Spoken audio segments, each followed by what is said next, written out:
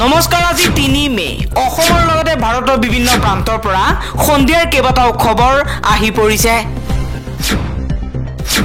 এই মুহূৰ্তত জনাইছো এটা গুৰুত্বপূৰ্ণ খবৰ এইবাৰ ইছলাম ধৰ্মৰ পবিত্ৰ গ্ৰন্থ কুৰান শৰীফ জ্বলোৱাৰ অনুমতি প্ৰদান কৰিছে ছুইডেনে তুৰ্কীৰ চৰকাৰী সংবাদ সংস্থা আনাদুলুৱে এই তথ্য প্ৰকাশ কৰিছে আৰু এই তথ্য প্ৰকাশ পোৱাৰ পাছতেই মুছলমান প্ৰধান দেশসমূহত তীব্ৰ উত্তেজনাময় পৰিৱেশে বিৰাজ কৰিছে আনাদুলুৰ মতে দক্ষিণ ছুইডেনৰ মালমো আৰক্ষীয়ে কুৰান জ্বলোৱাৰ অনুমতি প্ৰদান কৰিছে পৰৱৰ্তী খবৰ বিজেপিয়ে এনআৰচিৰ ভয় দেখুৱাইছে মুছলমানক এইবাৰ বিজেপিৰ বিৰুদ্ধে এই অভিযোগ উত্থাপন কৰিছে এআইএমআইএমৰ নেতা আসাদুদ্দিন ওৱেইছিয়ে কৈছে মুছলমানক এনআৰচিৰ নামত ভয় খুৱাব বিচাৰিছে মুছলমানক কাৰ নামত ভয় খুৱাব বিচাৰিছে মুছলমানক শেষ কৰিবলৈ এতিয়া উঠি পৰি লাগিছে বিজেপি বিভিন্ন ঠাইত মাদ্ৰাসা বুলডোজাৰ লগাই উচ্ছেদ কৰা হৈছে ধ্বংস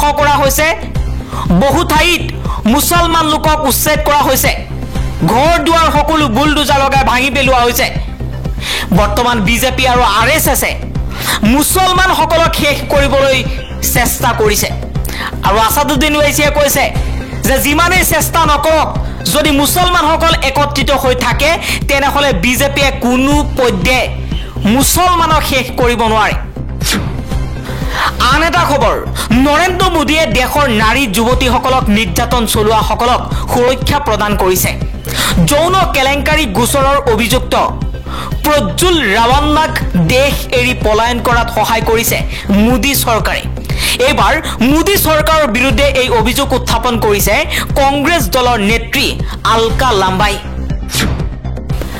পৰৱৰ্তী খবৰ অসমৰ ৰাজনীতিৰ পৰা কোট অন্তৰ্ধান হল বিদেশী শব্দটো বাংলাদেশী শব্দটো নিৰ্বাচনৰ আগতে মুখ্যমন্ত্ৰী শৰ্মাৰ লগতে বহু নেতাই কৈছিল যে বিদেশীয়ে তালি টোপোলা বান্ধি অসমৰ পৰা যাব লাগিব কিন্তু 2024 চনৰ নিৰ্বাচনৰ প্ৰাক্ষণত বিদেশী শব্দটো অন্তৰ্ধান হল বাংলাদেশী শব্দটো অন্তৰ্ধান হল এতিয়া বাংলাদেশী সকলক লৈ ৰাজনীতি কৰিবলৈ বিজেপিয়ে উঠি পৰি লাগিছে বাংলাদেশী সকলৰ ভোট লবলৈ চেষ্টা কৰিছে বাংলাদেশীৰ নাম দি বৰ্তমান সময়ত অসমৰ ৰাজনীতিয়ে এটা মেৰুকৰণৰ সৃষ্টি কৰিছে এফালে হিন্দু এফালে মুছলমান হঠাৎ অসমৰ ৰাজনৈতিক ইতিহাসখনত হঠাৎ ভাৰতৰ ৰাজনীতিত কি আৰম্ভ হল কেনে ধৰণৰ ৰাজনৈতিক নেতাৰ জন্ম হল যাৰ বাবে হিন্দু মুছলমানৰ নামত সমগ্ৰ দেশখন দুটা ভাগত বিভক্ত হৈ পৰিল পৰৱৰ্তী খবৰ অসম চৰকাৰৰ কেবিনেট সিদ্ধান্ত খাৰিজ হল ন্যায়ালয়ত অসমত অনুষ্ঠিত হ'ব নোৱাৰিব মহযুঁজ সমগ্ৰ অসমত মহযুঁজ বন্ধ কৰাৰ নিৰ্দেশনা গুৱাহাটী উচ্চ ন্যায়ালয়ৰ আন এটা খবৰ 2024 চনৰ লোকসভা নিৰ্বাচন আহি পোৱাৰ লগে লগে প্ৰধানমন্ত্ৰী নৰেন্দ্ৰ মোদীৰ কেইটামান প্ৰিয় শব্দ হৈছে পাকিস্তান শ্মশান কবৰস্থান হিন্দু মুছলমান মন্দিৰ মছজিদ মাছ মোগল মংগলসূত্ৰ গৰু মহ বৰ্তমান সময়ত হতভম্ব হৈ পৰিছে দেশৰ প্ৰধানমন্ত্ৰী নৰেন্দ্ৰ মোদী যাৰ বাবে 2024 চনৰ প্ৰথম দ্বিতীয় পৰ্যায়ৰ পাছতেই এতিয়া এইকেইটা শব্দক লৈ বেছি সৰব হৈ পৰিছে প্ৰধানমন্ত্ৰী নৰেন্দ্ৰ মোদীৰ মুখত এতিয়া অনবৰতে পাকিস্তান শ্মশান কবৰস্থান হিন্দু মুছলমান মন্দিৰ মছজিদ মোগল মংগলসূত্ৰ গৰু মহ এইবিলাক কথাই উত্থাপন হৈ আছে ক'ত হেৰাল চাকৰি নিয়োগ দৰিদ্ৰতা কৃষক মুদ্ৰাস্ফীতি নিবনুৱা উন্নয়ন বিনিয়োগ ছাত্ৰ বিজ্ঞান যুৱক এই আদি শব্দবোৰ পৰৱৰ্তী খবৰ ইভিএমৰ নিৰ্ভৰযোগ্যতাক লৈ প্ৰশ্ন কৰাৰ বাবে কংগ্ৰেছে দেশৰ ওচৰত ক্ষমা খুজিব লাগে এবাৰ কংগ্ৰেছৰ বিৰুদ্ধে সৰব হৈ এই মন্তব্য কৰিছে প্ৰধানমন্ত্ৰী নৰেন্দ্ৰ মোদীয়ে এইবাৰ ইভিএমক লৈ সৰব হৈ পৰিছে দেশৰ প্ৰধানমন্ত্ৰী নৰেন্দ্ৰ মোদী।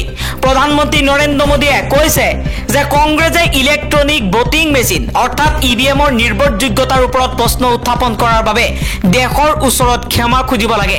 গোৱা অনুষ্ঠিত বিজেপিৰ এখন নিৰ্বাচনী সভাত নৰেন্দ্ৰ মোদীয়ে লগতে কৈছে গোৱাত ভাৰতীয় জনতা পাৰ্টিয়ে কেন্দ্ৰীয় চৰকাৰৰ কল্যাণমূলক আঁচনিসহ 100% ৰূপায়ণ কৰি এক আৰ্হি দাঙি ধৰিছে। প্ৰধানমন্ত্ৰীয়ে কৈছে কংগ্ৰেছে ইভিএমক লৈ মিছা কথা কৈছিল আৰু মানুহক উচ্চতনি দিবলৈ চেষ্টা কৰিছিল যদিও শেহতীয়াকৈ ৰায়দানত উচ্চতম ন্যায়ালয়ে ইভিএমৰ কোনো দোষ নাই বুলি কৈছে। আন এটা খবৰ, কোভিচিল্ডৰ বিতৰ্কৰ মাজতে ভাৰত বায়োটেকে দিলে বিবৃতি। কোভাক্সিনৰ পাৰ্শ্বক্ৰিয়া সন্দৰ্ভত কি কৈছে? কৰোনা ভাইৰাছৰ পৰিস্থিতিত যেতিয়া দেশ আতংকিত হৈছিল তেতিয়া ভেকচিনৰ খবৰত সকাহ পোৱা যায়। কোভিচিল্ডৰ আৰু কোভাক্সিন টিকাকৰণ ভাৰতত আৰম্ভ হৈছিল। অৱশ্যে বেছিভাগ মানুহেই ভাৰতৰ চিৰাম ইনষ্টিটিউটে কোভিচিল্ডৰ নামেৰে প্ৰস্তুত কৰা এষ্ট্ৰাজেনেকাৰ ভেকচিন লৈছিল। এতিয়া এষ্ট্ৰাজেনেকাই স্বীকাৰ কৰিছে যে তেওঁলোকৰ ভেকচিনৰ ফলত বিৰল পাৰ্শ্বক্ৰিয়া হ'ব পাৰে। এই খবৰক লৈ দেশত তোলপাৰ লগাত কোভাক্সিন কৰ্তৃপক্ষই এক বিবৃতি প্ৰদান কৰিছে। তেওঁলোকে কৈছে আমাৰ ভেকচিনৰ কোনো পাৰ্শ্বক্ৰিয়া নাই। প্ৰথমে সুৰক্ষা, দ্বিতীয়তে কাৰ্যকাৰিতাক গুৰুত্ব দি কোভাক্সিন প্ৰস্তুত কৰা হৈছিল। এই বাৰ্তা দিছে কোভাক্সিন ভেকচিন প্ৰস্তুতকাৰী প্ৰতিষ্ঠান ভাৰত বায়োটেকে। এক্স হেণ্ডেলত এই কথাই পোষ্ট কৰি কোম্পানীটোৱে লগতে দাবী কৰে যে কোভাক্সিন হৈছে কোভিড-19 ভেকচিন কাৰ্যসূচীৰ একমাত্ৰ ভেকচিন যাৰ ভাৰতত ইয়াৰ কাৰ্যকাৰিতা পৰীক্ষা কৰা হৈছিল। ভাৰত বায়োটেকে স্পষ্টকৈ দাবী কৰিছে যে তেওঁলোকৰ ভেকচিনৰ সৈতে জড়িত কোনো পাৰ্শ্বক্ৰিয়াৰ খবৰ এতিয়ালৈকে পোৱা নাই।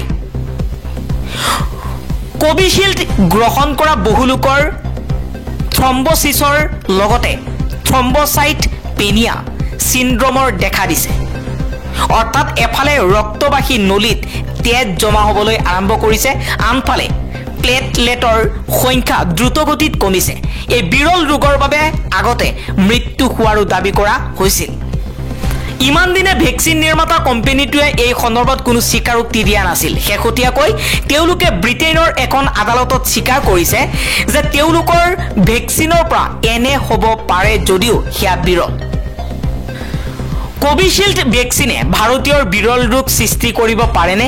স্বাস্থ্য বিশেষজ্ঞসকলে কয় যে এই ভেকচিনৰ পৰা 10 লাখৰ ভিতৰত এটা পাৰ্শ্বক্ৰিয়াৰ সম্ভাৱনা আছে। অৰ্থাৎ ভেকচিনৰ ড'জৰ দ্বাৰা বৃহৎ সংখ্যক লোক সুৰক্ষিত। বিশেষজ্ঞসকলৰ মতে ভেকচিনৰ পাৰ্শ্বক্ৰিয়া সৰ্বাধিক 6 মাহৰ পিছত স্পষ্ট হৈ পৰে। ভেকচিন লোৱাৰ 1.5-2 বছৰ পাৰ হৈ গ'ল, এতিয়ালৈকে কোনো পাৰ্শ্বক্ৰিয়াৰ তথ্য পোৱা নাই। গতিকে ভেকচিনৰ পৰা কোনো গুৰুতৰ আশংকা নাই। ইয়াৰ পৰা কোনো ভয় খাবলগীয়া একো নাই।